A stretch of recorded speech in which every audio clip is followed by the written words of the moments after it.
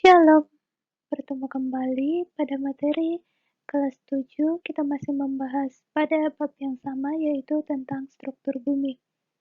Pada pertemuan kali ini, kita akan melanjutkan ke materi berikutnya, yaitu tentang gempa bumi dan tsunami. Pada materi ini, yang akan kita bahas yaitu pertama tentang pengertian gempa bumi. Apa yang menyebabkan terjadinya gempa bumi? Kemudian jenis-jenis gempa bumi, penanggulangan gempa bumi, tsunami, dampak dan tindakan tanggap bencana. Yang pertama yaitu pengertian gempa bumi. Gempa bumi atau seisme adalah getaran yang dirasakan di permukaan bumi akibat dari kekuatan dari dalam bumi. Ilmu yang mempelajari tentang gempa bumi disebut dengan seismologi. Jenis-jenis gempa bumi. Berdasarkan penyebabnya, gempa bumi terbagi atas 5. Yang pertama yaitu gempa bumi tektonik. Gempa bumi tektonik disebabkan oleh adanya aktivitas tektonik, yaitu pergeseran lempeng-lempeng tektonik secara mendadak yang mempunyai kekuatan dari yang terkecil hingga yang sangat besar. Gempa ini banyak menimbulkan kerusakan dan bencana alam dengan getaran yang mampu menjalar ke seluruh bagian bumi. Yang kedua yaitu gempa bumi tumbukan. Gempa bumi tumbukan diakibatkan oleh tumbukan meteor atau asteroid yang jatuh ke bumi. Berikutnya yaitu runtuhan. Gempa bumi ini terjadi pada daerah kapur atau daerah pertambangan. Gempa ini biasanya bersifat lokal, dapat disebabkan oleh tanah longsor. Kemudian, gempa bumi buatan. Gempa bumi buatan adalah gempa bumi yang disebabkan oleh aktivitas manusia. Misalnya, penggunaan peledak untuk merobohkan bangunan atau meruntuhkan batu di area pertambangan.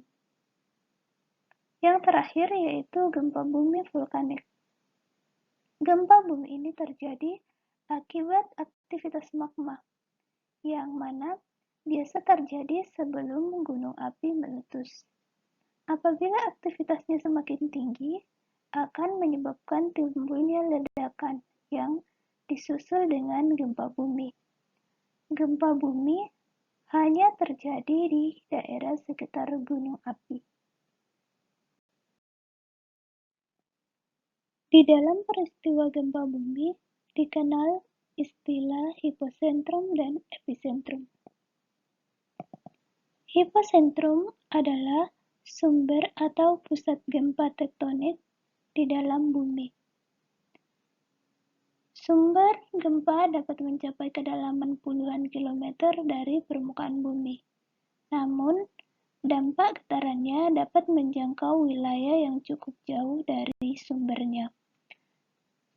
Sedangkan epicentrum adalah tempat di permukaan bumi yang terletak tegak lurus dari hipocentrum, atau epicentrum merupakan daerah yang merasakan akibat dari gempa bumi paling parah. Kemudian ada namanya makroseisme. Makroseisme adalah daerah yang mengalami getaran yang kuat yang berada di sekitar epicentrum. Kemudian mikroseisme adalah daerah yang mengalami getaran kecil dan kadang tidak dirasakan oleh manusia, hanya dapat ditangkap oleh pencatat gempa. Bisa diperhatikan pada gambar di bawah mengenai dari letak hipocentrum dan epicentrum.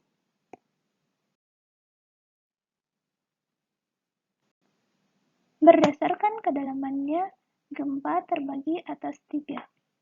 Yang pertama yaitu gempa bumi dalam. Gempa bumi dalam adalah gempa bumi yang episentrumnya berada lebih dari 300 km di bawah permukaan bumi atau di dalam kerak bumi. Gempa bumi ini tidak terlalu berbahaya karena terlalu jauh dari permukaan bumi. Kemudian, gempa bumi menengah. Gempa bumi menengah adalah gempa bumi yang hiposentrumnya berada antara 60 km sampai 300 km di bawah permukaan bumi. Gempa bumi menengah pada umumnya menimbulkan kerusakan ringan dan getarannya lebih terasa. Kemudian gempa bumi dangkal. Gempa bumi dangkal adalah gempa bumi yang hiposentrumnya berada kurang dari 60 km dari permukaan bumi. Gempa bumi ini biasanya menimbulkan kerusakan yang sangat besar. Akibat yang ditimbulkan oleh gempa bumi, yaitu yang pertama, gelombang tsunami. Gelombang tsunami akan terjadi jika pusat dari gempa bumi berada di dalam laut. Kemudian, mengubah bentuk muka bumi atau topografi. Akibat pengaruh gempa, tegangan pori udara dalam lapisan tanah pasir akan meningkat dan tegangan efektif tanah menurun hingga mencapai nilai terendah. Dengan demikian, tanah akan kehilangan kekuatan, sehingga mengakibatkan runtuhnya lapisan di atas bentuk lereng dan dapat memicu terjadinya longsor. Kemudian, menyebabkan keretakan permukaan bumi. Jadi selain tsunami dan hancurnya infrastruktur, gempa bumi juga dapat mengakibatkan keretakan permukaan tanah.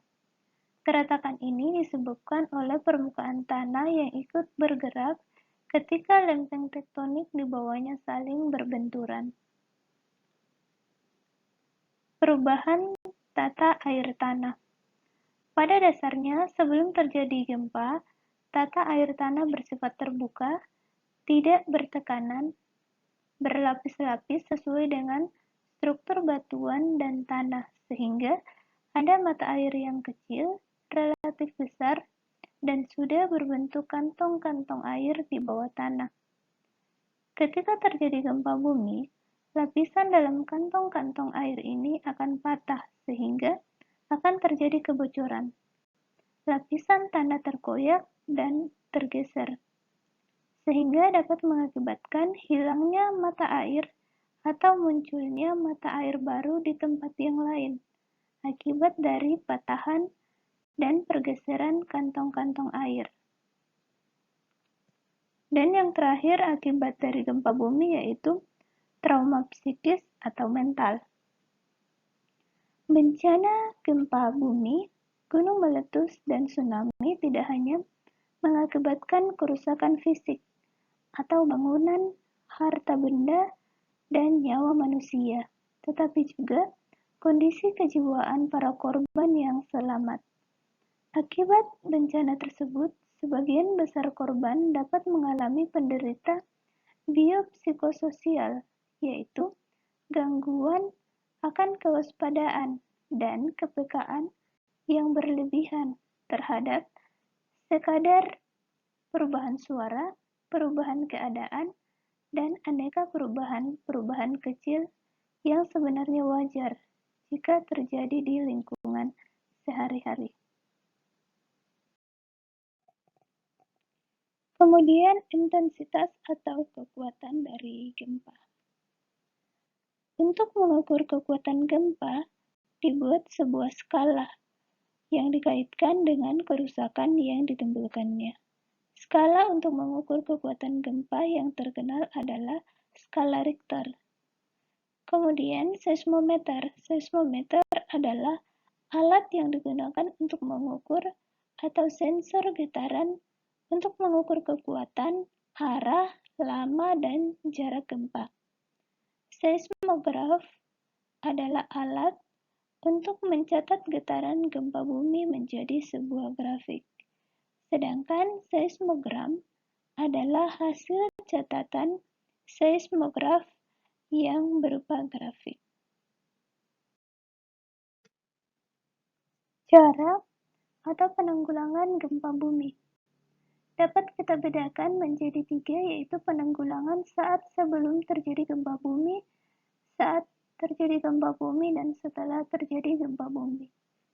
Hal-hal yang bisa kita lakukan untuk penanggulangan gempa bumi sebelum terjadi, yaitu yang pertama, apabila kita berada di dalam ruangan atau gedung, pastikan untuk mengetahui pintu keluar dan pintu masuk keadaan darurat.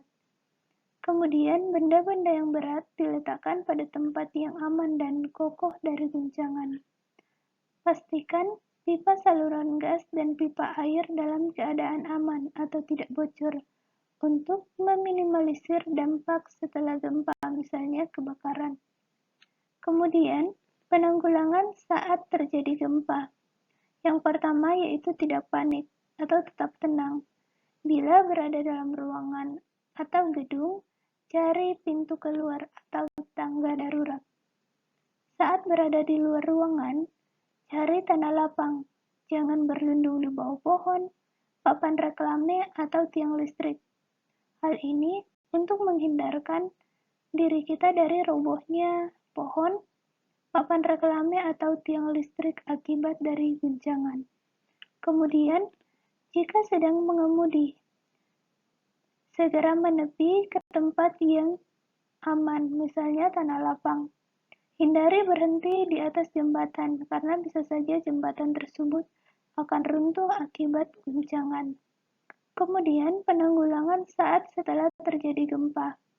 Yang pertama yaitu kita harus memeriksa keadaan diri kita dan orang-orang sekitar apakah ada yang terluka atau tidak. Jika terdapat korban, segera dibawa ke puskesmas atau rumah sakit terdekat. Kemudian, nyalakan televisi atau radio untuk mengetahui perkembangan informasi. Dirikan tenda sebagai tempat untuk berlindung sementara di tanah lapang untuk menghindari gempa-gempa susulan. Bersihkan puing-puing yang membahayakan, misalnya bebatuan yang berada di tengah jalan.